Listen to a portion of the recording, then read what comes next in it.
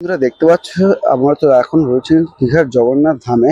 এবং এই দীঘার জগন্নাথ ধামে আমরা বর্তমানে রয়েছি ঠিক সিংহদ্বারের ঠিক সামনে। তো বন্ধুরা, তোমরা সবাই কেমন রয়েছো? আশা করছি ভালো রয়েছো। দেখতে পাচ্ছ, আমি কিন্তু সামনে বর্তমানে দাঁড়িয়ে রয়েছি দীঘার জগন্নাথ ধামের যে প্রধান ফটক, তার সামনেই কিন্তু আমি দাঁড়িয়ে রয়েছি।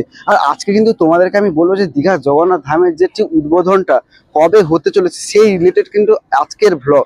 গত ভ্লগে তোমাদের বলেছিলাম কিন্তু দীঘার জগন্নাথ মন্দির খুব শীঘ্রই কিন্তু উদ্বোধন হতে চলেছে।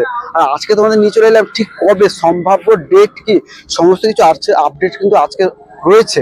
ন্যাশনাল হাইওয়ে 116B এবং ন্যাশনাল হাইওয়ে 116B থেকে ঠিক তোমাদের যেমনটা বলছিল কেমনটা দেখাচ্ছে দীঘার যে জগন্নাথ ধাম, তো সেটাই তোমাদের দেখানোর চেষ্টা করছি। এটা হচ্ছে কিন্তু প্রধান ফটক এবং এখানকার কিন্তু সমস্ত ধরনের কাজ কিন্তু কমপ্লিট হয়ে গেছে। সামনে রয়েছে লৌহ দরজা, দরজার কাজ কিন্তু কমপ্লিট হয়ে গেছে এবং এটা একটা ইউনিক স্টাইলে কিন্তু তৈরি হয়েছে, এটা দেখতে পাচ্ছ। এবং এখান থেকে ঠিক কেমন দেখাচ্ছে দীঘার জগন্নাথ ধাম সেটাই তোমাদের দেখানোর চেষ্টা করছি। এই যে দেখতে পাচ্ছ, এটা কিন্তু দীঘার জগন্নাথ ধাম। এখানে কিন্তু কাজ প্রায় হয়ে গেছে। আর যেহেতু অন্ধকার হয়ে গেছে সে কারণটার জন্য আলো খুব একটা নেই, তাই আমরা তোমাদের দেখাচ্ছি। আর এখান থেকে জাস্ট দেখো, সামনে এসে রাস্তা কিন্তু অনেকটা বাড়ানো রয়েছে। আর ওই দিকটা দেখতে পাচ্ছ দূরে, তোমাদের দেখানোর চেষ্টা করছি কিন্তু স্বর্গদ্বার, ঠিক আছে। স্বর্গদ্বারের কাজও কিন্তু চলছে, এখানে বিভিন্ন পর্যটক কিন্তু এখনো দাঁড়িয়ে রয়েছে। দেখতে পাচ্ছ সন্ধ্যা কিন্তু হয়ে গেছে এবং সন্ধ্যাবেলায় কিন্তু আলো জ্বলে গেছে। এবং তোমাদেরকে আমি যদি একটু দেখাচ্ছি গর্ভগৃহ, তোমাদের গত ব্লগে বলেছিলাম যে গর্ভগৃহের কাজ কিন্তু কিছুটা বাকি রয়েছিল, এখনো কিন্তু মোটামুটি হয়ে গেছে, প্রায় শেষ। তো আরো কিছুটা বাকি রয়েছে গর্ভগৃহের কাজ। এবং এখানে বাতিস্তম্ভ কিছু রয়েছে। এবং তোমাদের যেটা বলছিলাম যে ফোকাস হয়েছে, যেটা তোমাদের বলছিলাম যে সবুজায়ন, ওই সবুজায়নের কাজটা কোথায় কিরকম চলছে তোমাদের একটু সেটা দেখানোর চেষ্টা করছি। তো চলো তোমাকে একটু সবুজায়নটা দেখাই, যে দীঘার জগন্নাথ মন্দিরের সবুজায়নটা। চলো,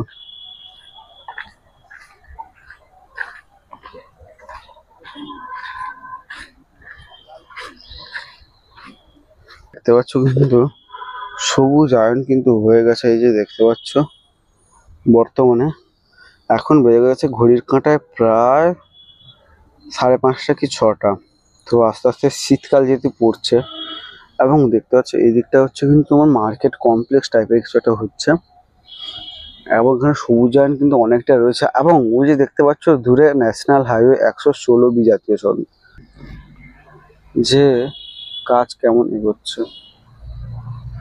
আর এগুলো হচ্ছে কিন্তু প্রদীপদানি। এই যে লম্বা যে বড় স্তম্ভগুলো দেখতে পাচ্ছ, উঁচু স্তম্ভ, এই উঁচু স্তম্ভগুলো হচ্ছে কিন্তু প্রদীপদানি এবং এগুলো হচ্ছে কিন্তু বাতি স্তম্ভ। তোমাদেরকে আমি একটু দেখাচ্ছি ঠিক এইখান থেকে যে কেমন লাগে। আমরা কিন্তু এখন রয়েছি পূর্ব দিকে। এবার আছো একটা অসাধারণ কিন্তু অনুভূতি দেখতে পাচ্ছ, বর্তমানে লাইট জ্বলে গেছে। আমি যদি তোমাকে একটু জুম করে দেখানোর চেষ্টা করছি, আশা করছি তোমরা দেখতে পাচ্ছ। বর্তমানে তো আলো জ্বলেছে এবং আলোটা যখন পড়ছে, আলোটা যখন ঠিক মন্দিরের চূড়ার উপর পড়ছে, এটা খুব সুন্দর লাগছে কিন্তু দেখতে। এবং ওই দিকটা হচ্ছে কিন্তু গর্ভগৃহ এবং ওখানে কিন্তু পাথর পালিশের কাজ চলছে, আমিও ওই সাইডটাতে ছিলাম। এবং এই যে তোমাদের সামনে যে স্তম্ভটা দেখাচ্ছে, উঁচু স্তম্ভ, এটা কিন্তু হচ্ছে প্রদীপদানি, ঠিক আছে।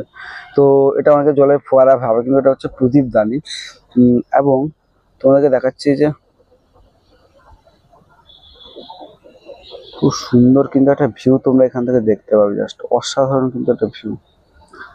তো আশা করা যায় যে দীঘার জগন্নাথ ধাম 2025-এর মধ্যে উদ্বোধন হবে। আর তোমাদের যদি একটু জুম করে দেখানোর চেষ্টা করছি, দেখো ওই দিকে কিন্তু বানর সেনা কিন্তু সুদর্শন চক্রের উপর বসে রয়েছে, ওই দেখতে পাচ্ছ।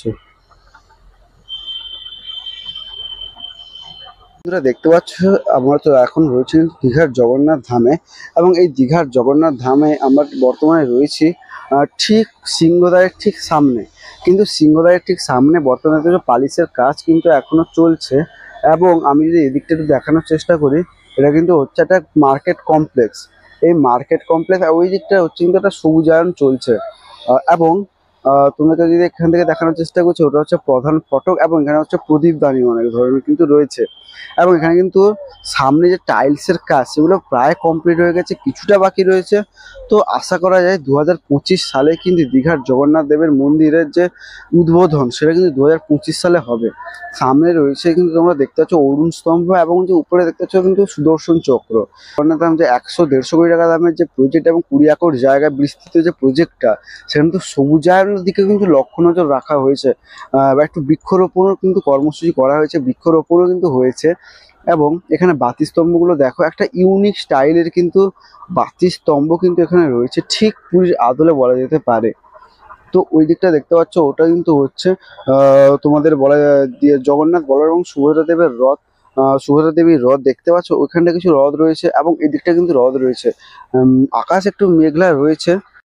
তো দাদা, আজকে তো আমরা চলে এসেছিলাম দীঘার জগন্নাথ ধামে। গত পর্বে তোমাদেরকে যেটা বলেছিলাম যে দীঘার জগন্নাথ ধাম কিন্তু উদ্বোধন হয়ে যাবে। তো দাদা, কি বলতে চাইছো দীঘার জগন্নাথ ধামে এসে কেমন লাগছে? তোমাদের যেটা বিগ আপডেট মৃণাল দিয়েছে কিনা জানি না, আমি তোমাদের বলে দিচ্ছি আর বেশি দিন কিন্তু বাকি নেই আমাদের দীঘার সেই জগন্নাথ দেব বা জগন্নাথ ধাম বা জগন্নাথ মন্দির যেটাই বলো উদ্বোধন হতে কিন্তু বেশি দেরি আর বাকি নেই, কিন্তু কাজ প্রায় 90% কিন্তু এগিয়ে গেছে ফ্রেন্ডস। একদম।